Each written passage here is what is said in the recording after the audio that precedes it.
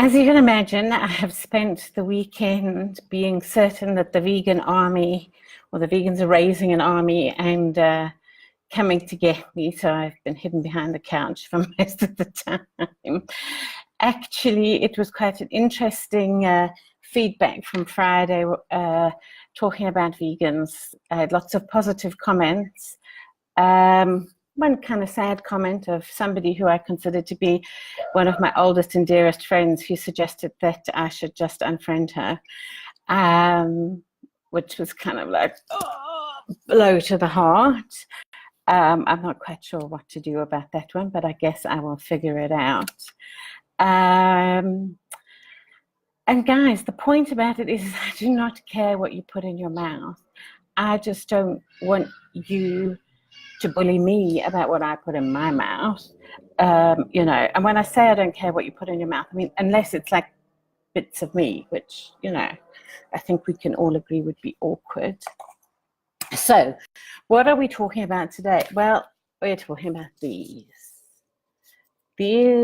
So, let me give you a little bit of background before we get on to the Mother's Day cards. So,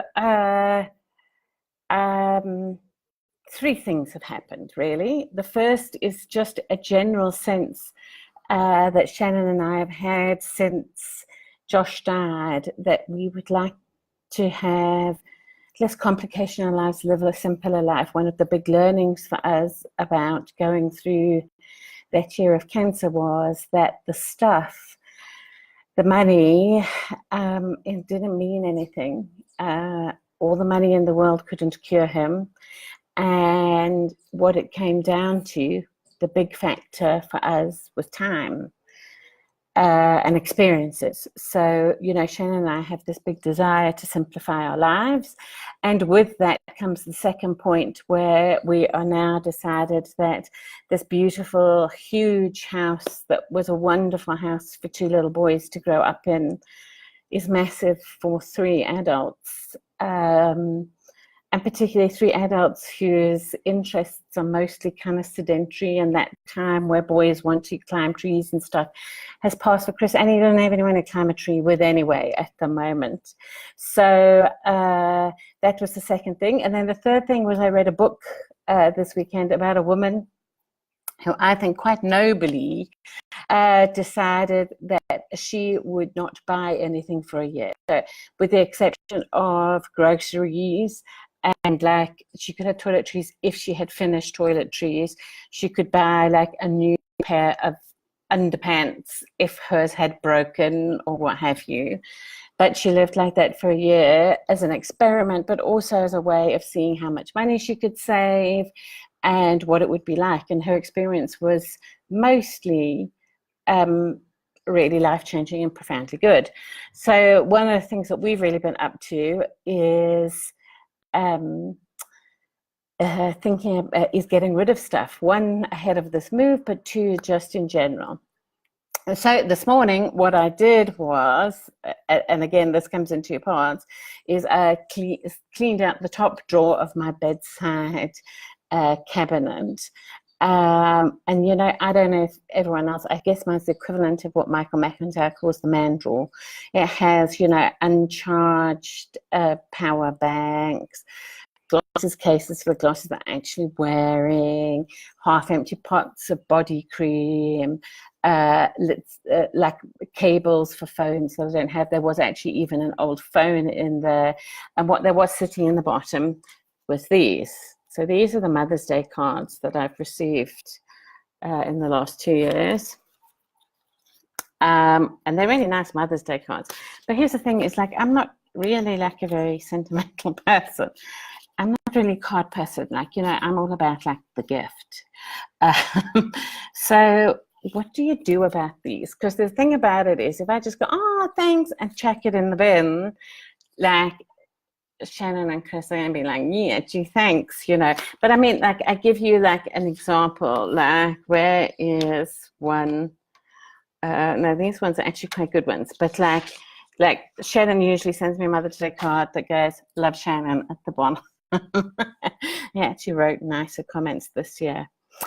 And combined with that is that I have moved into this beautiful new office that Chris created for me. It used to be a TV lounge, and then Chris was using it as kind of his private rec room, and then decided no, he wanted to actually do something different. So he put one of the desks that had been somewhere else in the house, and there's a daybed behind me, and sitting here, let me see if I can swing it around. I'm showing you the wrong side. Here we go. Sitting here are these shelves, right?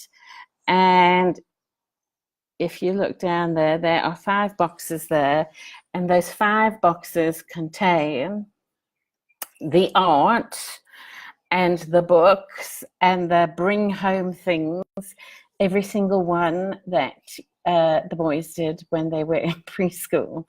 So I know that most mothers were like, oh, we'll put this on the fridge. But as you realize, like, I'm a list person and my fridge has lists. So my fridge has a list of what we're going to eat today, and then it has a list of what we need to buy. There's no space for artwork on my fridge. So they go in the memory boxes, is what we've called them. But what they really are is boxes full of crap. Now, I don't know how to attend to this. I know with my parents, my sister had a whole school trunk filled with all her crap. And I know that most parents kind of give that to the child when they leave home. Phil kept giving it back to them, and eventually my parents claim that the trunk was lost when the premises they had been storing it in were flooded. There was a flood. I'm not sure about the trunk. I think the trunk might have just gone to the dump. But anyway, it kind of sidestepped the whole issue. So now I have to decide, what am I going to do with all this? And it leaves me absolutely filled with anxiety. Like, are people going to be offended? I mean, there's some things, like with Chris's ones, it's really easy. Let's just get rid of the things that are crap and put the things that are worthwhile in the box, and then I can hand it to him when he leaves. But there's always the problem of Josh. You know, I look at these things and go, well, I've never looked at them yet, you know, but again, with all Josh's things in his room, I literally got packing boxes, and I packed them into packing boxes and put them in a cupboard because it just wasn't ready to attend to them. And I think we should probably carry those boxes with us until, you know, Chris leaves home, and then we'll give them to him. But I'm not sure what we should be doing with these boxes. So that's one of the things that is really filling me with anxiety. Shannon has already said that this is a task that he cannot do. So I think, you know, it's going to be like a triple urban all day today.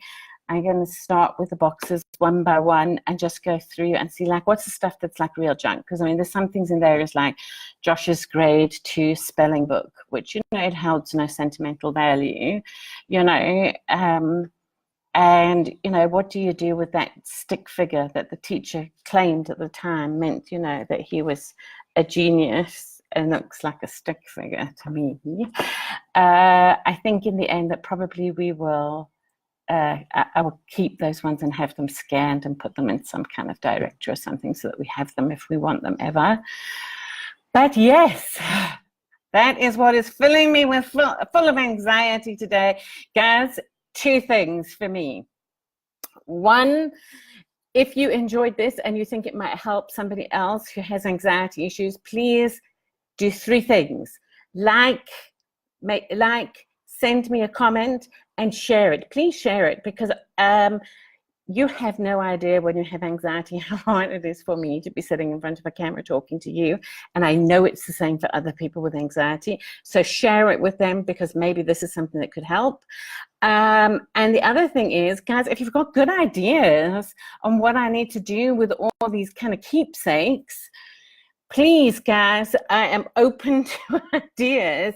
You know, I can happily put off dealing with them if, you know, it's a question of me waiting for your good ideas. Please, guys, like, comment, share, because, you know, also Facebook will mean that more people see that. Okay, see you tomorrow.